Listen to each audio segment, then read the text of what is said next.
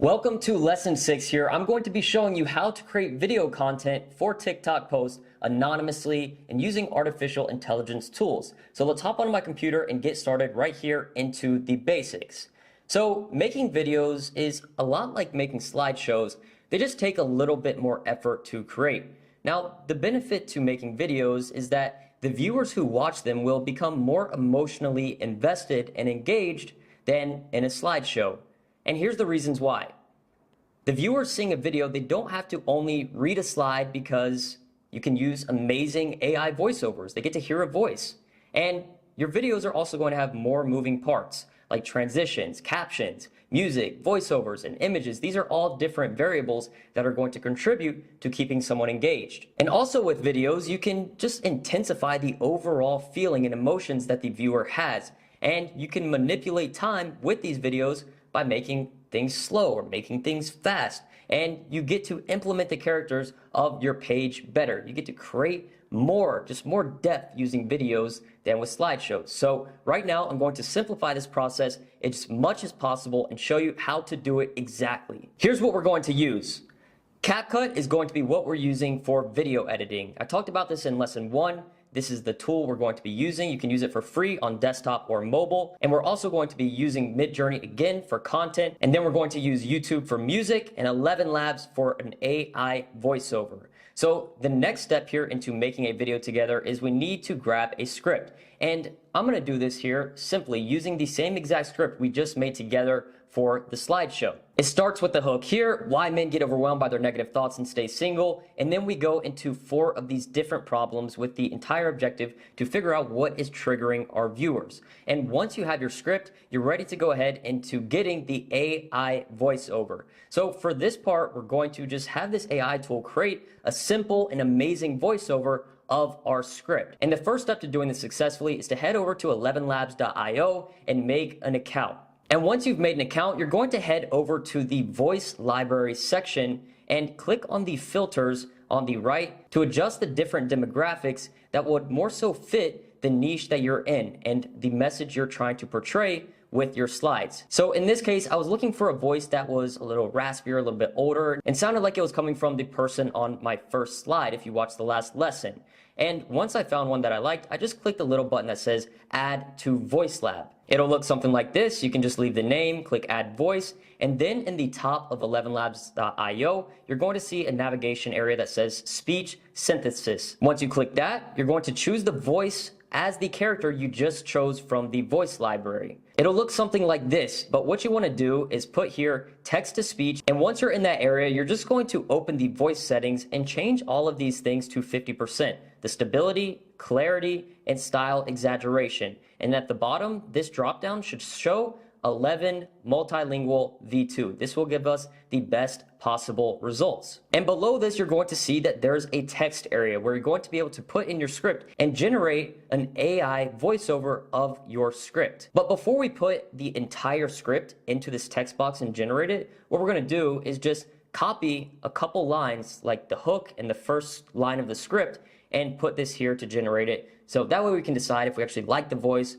or if we don't. And I'll also say here that in this part, you can adjust your text, your script here in the box with periods or commas, or maybe even exclamation points to have more emphasis on certain parts of the script. And the other variable you can change is back to these settings here. I would say 50% on everything is like your standard default go-to, like it's always going to produce a pretty decent result, but sometimes you want to mess with the stability to make the character have more fluctuations in their voice. It purely depends on your script and the emotion you're trying to invoke. And once you have the voice you like, you're going to be ready to paste the entire script into this text box and then generate and download the file. So now you should have your AI voiceover file saved to your device. And the next step of this is going to be choosing a great song. So what I've seen is that on TikTok, you can use pretty much any song, even if it's not copyright free, allegedly, but it has to be 60 seconds or less, or else the sound will get muted. And the background song we're going to be using on a video is all about conveying the right emotions. So we're going to be making a video about the problems of single men, so we probably aren't going to be using EDM hype music. We're probably going to use something that creates more of a thought-provoking effect and makes them feel sad, maybe even angry. And the way I search for the right songs is always through the TikTok search engine, because I can see what's already popular in my niche. Similar to what I was talking about in the prior lesson, we can use things like keywords to find accounts, posts, videos in our niche that are already getting good engagement with certain sounds and music. So when I'm searching on these, I'm just looking for one that I think can fit this video the best. So in this case, I found the song that says, "I Can't Do This," slowed and reverb. And I figured, okay, this one's not bad. It definitely fits the emotion. I think I'm gonna use this one. So the next thing you can do is find this audio track, let's say on YouTube, the entire track, and then you can use a free YouTube to MP3 converter just on Google search to then download and get an MP3 file, which is audio only, to download it. So by this point, you should have downloaded onto your device your AI voiceover and a song that you've chosen. And now is when we need to head into the CapCut video editor to start preparing everything to be good to go. And the first step is preparing our song. So like I said, you can use CapCut on your phone or your computer, but for this example, I'm doing it here on my laptop. So the first thing I'm going to do is just create a new project, and I'm going to drop my music file in the timeline.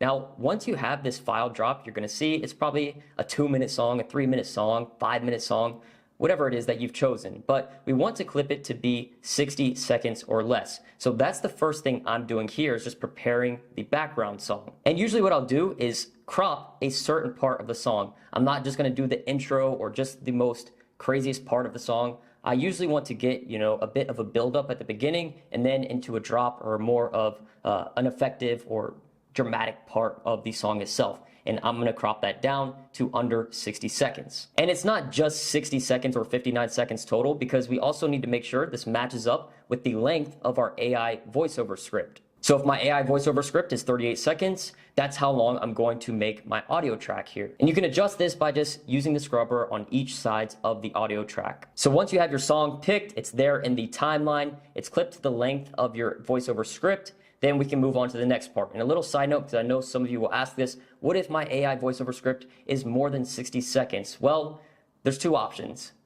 One, it could be fast forwarded a little bit to be faster, but usually that doesn't reduce it a ton. So if your voiceover script is like 1 minute and 10 seconds, you could save that by speeding it up in the editor. But if it's longer than that, realistically, you're probably going to need to adjust your script so that it will create a shorter track. So here on CapCut, once I have my song and then my AI voiceover audio under it, what I'm going to be doing is marking where each of my transitions are going to be, because we're going to be using content like the slides that we showed above. So I need to mark in my voiceovers where each part of the transition is. So if it has the first part, the hook, then it gets into slide number 1, there's a transition point there. So I just want to mark that so I know where it is. And the way you do this on CapCut is by clicking on the audio file, and then you want to drag the scrubber, this little bar that moves if you play it. You want to drag it to exactly where that next beat is, or the sentence or the word that's going to be said in the script. And then you're going to see there's this little diamond button in the top right if you're using the desktop version. And what will happen when you click this little blue diamond here over in the top right, it'll add a little blue mark on the audio file where you just added it. So if you look closely, you can see that now I've added 1, 2, 3, 4 different little blue points that mark where each of the transitions are going to be for my video. And now once that's done, I'm going to go ahead and create my auto captions. So this is going to be the text that shows on screen. So when people are watching this video, it'll be capturing their attention through a voice and text on the screen. And when you have both of those, it can be a very powerful effect to keep someone engaged. And the way to do this is actually pretty simple. CapCut makes it very, very easy. We don't have to do it all manually ourselves. We just click on the audio file that we have, and then we're going to click text in the top left if you're using desktop version, and then you're going to see that you can generate auto captions. And in this case scenario, I'm using the source language as English. That's what the script is in, and then I'm going to have it create automatic captions. And now we need to put in the images. And if your captions aren't perfect yet, don't worry about it. We're going to clean everything up. It's just important we're building these foundation points, each different layer. So you can see like there's layers and they're adding up to our end result. So once you've added your captions, you want to go ahead and click the lock button on that. So if you're on desktop, you'll see that next to the caption layer, there's a lock button, and you want to click on that. So that way, it's just not going to change anything as we get moving and making adjustments. We don't want to mess it up. And then the next thing we're going to do is change the aspect ratio of the project, because if you just made a new project, it's going to be wide video mode, but we want it to be a vertical video because we're going to be posting it on TikTok. So you want to change the aspect ratio of your project to 9:16 by just clicking this little aspect ratio button here and then changing it. And now you'll see that it is a vertical video. And now all we have to do is import our Midjourney images. So for this, I'm going to be using the exact same images I generated in the slideshow in the last lesson for this video. So it's the same exact process. It's just a different type of outcome, a slideshow versus a video.